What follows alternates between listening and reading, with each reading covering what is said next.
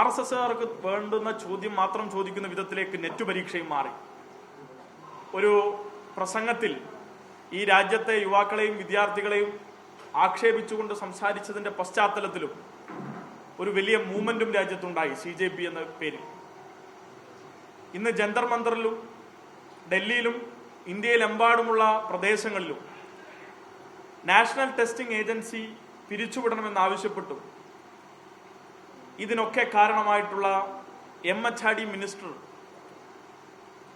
ധർമ്മേന്ദ്ര പ്രധാൻ രാജിവെക്കണമെന്നും ആവശ്യപ്പെട്ട് വലിയ സമരങ്ങളാണ് രാജ്യത്ത് നടന്നുകൊണ്ടിരിക്കുന്നത്. പരീക്ഷയുടെ രണ്ടാമത് നടത്തിയ പുനഃപ്രവേശന പരീക്ഷയുടെ വീണ്ടുമുള്ള റിസൾട്ട്, രണ്ടാം ഘട്ടത്തിലുള്ള റിസൾട്ട് ഇപ്പോൾ വന്നു. രാജ്യത്ത് ഇതുമൂലം ലക്ഷക്കണക്കിന് വിദ്യാർത്ഥികൾ ബാധിക്കപ്പെട്ടു എന്ന് മാത്രമല്ല, രാജ്യത്തെ കുത്തഴിഞ്ഞ വിദ്യാഭ്യാസ സമ്പ്രദായത്തെ ജനങ്ങൾ തിരിച്ചറിയുന്ന വിധത്തിലേക്ക് കാര്യം മാറി എന്നുള്ളതാണ്. ഇതേ ഘട്ടത്തിൽ നടന്ന CBSE പരീക്ഷ, ആ പരീക്ഷയിലും ലക്ഷക്കണക്കിന് വിദ്യാർത്ഥികളെ ബാധിക്കുന്ന വിധത്തിൽ OSM നടപ്പിലാക്കിക്കൊണ്ട് വിദ്യാർത്ഥികളെ തെരുവിലാക്കുന്ന നിലപാടാണ് കേന്ദ്ര സർക്കാർ സ്വീകരിച്ചത്. രാജ്യത്ത് നെറ്റ് പരീക്ഷയിലും സമാനമായ അനുഭവം വിദ്യാർത്ഥികൾക്കുണ്ടായി.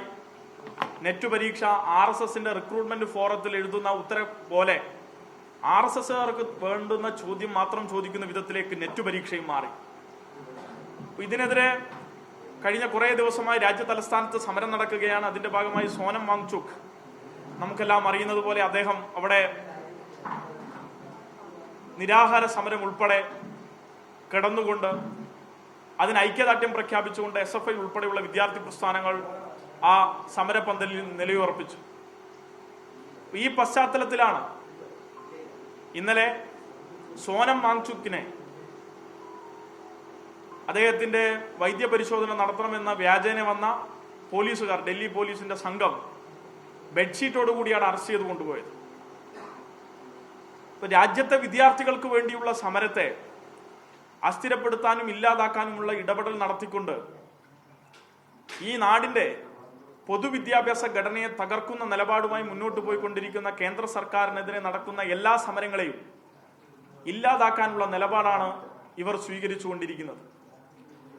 ഈ നിലയിലാണ് കാര്യങ്ങൾ മാറുന്നതെങ്കിൽ സ്വാഭാവികമായും വിദ്യാർത്ഥികൾക്ക് സമരമല്ലാതെ മറ്റൊരു മാർഗമില്ലെന്ന നിലയിലേക്ക് കാര്യങ്ങൾ മാറും. ഈ വിഷയത്തിൽ ഇന്നലെ സോനം വാങ്ചുക്കിനെ അറസ്റ്റ് ചെയ്തതുമായി ബന്ധപ്പെട്ട് വമ്പിച്ച പ്രതിഷേധമാണ് രാജ്യത്തെമ്പാടും SFIയുടെ നേതൃത്വത്തിലും മറ്റ് വിദ്യാർത്ഥി സംഘടനകളുടെ നേതൃത്വത്തിലും നടന്നുകൊണ്ടിരിക്കുന്നത്, പ്രത്യേകിച്ച് ഇടതുപക്ഷ വിദ്യാർത്ഥി സംഘടന. ഈ സമരത്തിന്റെ ഭാഗമായി ഈ ദിവസം വരെയും പോരാടിക്കൊണ്ടിരിക്കുന്ന SFIയുടെ നേതാക്കൾ സോനം വാങ്ചുക്കിന്റെ അറസ്റ്റിൽ പ്രതിഷേധിച്ചും അദ്ദേഹത്തിന് ഐക്യദാർഢ്യം പ്രഖ്യാപിച്ചു. നീറ്റ് പരീക്ഷയുമായി ബന്ധപ്പെട്ട് ബാധിക്കപ്പെട്ട വിദ്യാർത്ഥികൾക്ക് വേണ്ടിയും നീറ്റ് വിഷയം ഉയർത്തിയിട്ടുള്ള ഏറ്റവും സുപ്രധാനമായ 2 മുദ്രാവാക്യങ്ങൾ നടപ്പിലാകുന്നത് വരെയും സമരം തുടരും എന്ന പ്രഖ്യാപനവുമായി SFIയുടെ അഖിലേന്ത്യാ പ്രസിഡന്റും അഖിലേന്ത്യാ ജോയിന്റ് സെക്രട്ടറിയും സഖാവ് ആദർശം സജിയും സഖാവ് ഐഷയ് ഘോഷും ഇന്നലെ തൊട്ട് നിരാഹാരം തുടങ്ങിയിരിക്കുകയാണ്. ഈ നിരാഹാര സമരം ഏതെങ്കിലും ഘട്ടത്തിൽ അവസാനിപ്പിക്കും എന്നാരും കരുതേണ്ടതില്ല. ഈ സമരം ധർമ്മേന്ദ്ര പ്രധാൻ രാജിവെക്കും വരെയും NDA പിരിച്ചുവിടപ്പെടുകയും ആ ഘട്ടം വരെയും ഈ സമരം തുടരുക തന്നെ ചെയ്യും. അതിന്റെ ഭാഗമായി കേരളവും ആ സമരത്തിനോടൊപ്പം ഐക്യദാർഢ്യപ്പെടുകയാണ്. ആ സമരത്തിലേക്ക് കേരളം ഇറങ്ങിച്ചെല്ലുകയാണ്.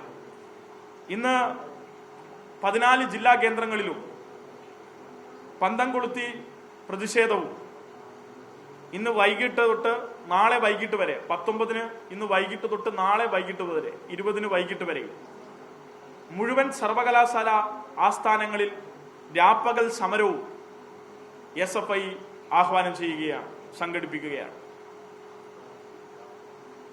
21-ന് സംസ്ഥാനത്തെ മുഴുവൻ കോളേജ്, സ്കൂൾ, അതായത് മെഡിക്കൽ, എഞ്ചിനീയറിംഗ്, ITI, പോളി ഉൾപ്പെടെ സ്കൂൾ യൂണിറ്റുകൾ ഉൾപ്പെടെ സംസ്ഥാനത്തെ മുഴുവൻ സ്കൂൾ യൂണിറ്റുകളിലും കോളേജ് യൂണിറ്റുകളിലും, അത് 1500ഓളം വരും SFIക്ക്, അവിടെ സ്കിപ്പ് ദ മീൽ എന്ന ക്യാമ്പയിൻ SFI സംഘടിപ്പിക്കുകയാണ്. ഉച്ചഭക്ഷണം ബഹിഷ്കരിച്ചുകൊണ്ട് സംസ്ഥാനത്തെ SFI പ്രവർത്തകരും വിദ്യാർത്ഥികളും ഈ സമരത്തിന് ഐക്യദാർഢ്യം പ്രഖ്യാപിക്കും. ഉച്ചഭക്ഷണം ബഹിഷ്കരിച്ച് ഈ സമരത്തിന്റെ ഭാഗമായി ആ സമയത്ത് ക്യാമ്പസുകളിൽ പ്രതിഷേധ പ്രകടനവും സംഘടിപ്പിക്കും. 10 ലക്ഷം വിദ്യാർത്ഥികളെ ഭാഗമാക്കാൻ കഴിയുന്ന വിധത്തിലായിരിക്കും ആ സമരത്തെ SFI സംഘടിപ്പിക്കുക.